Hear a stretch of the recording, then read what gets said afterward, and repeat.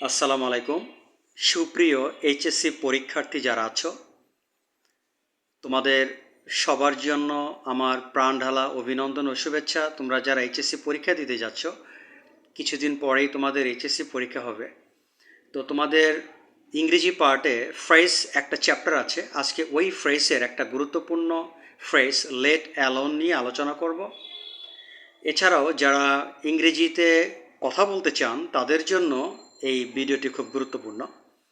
তো এই বিষয়ে আলোচনা করব আমি, প্রভাষক রতন আহমেদ। তো চলুন আমরা শিক্ষার্থী যারা আছো তারাও শোনো ভালো করে, আর যারা বড় আছেন তারাও দেখেন ভালো করে।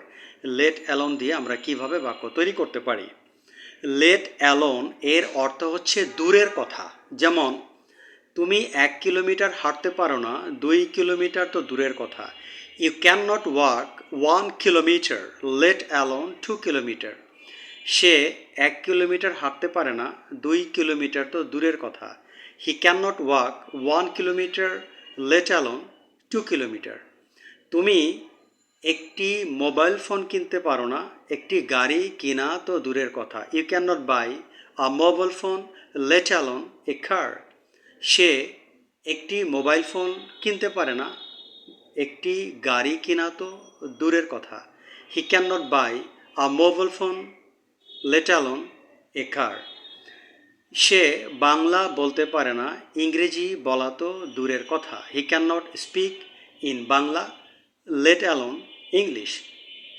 রীতা বাংলা বলতে পারে না, ইংরেজি বলা তো দূরের কথা। Rita can not speak in Bangla, let alone English.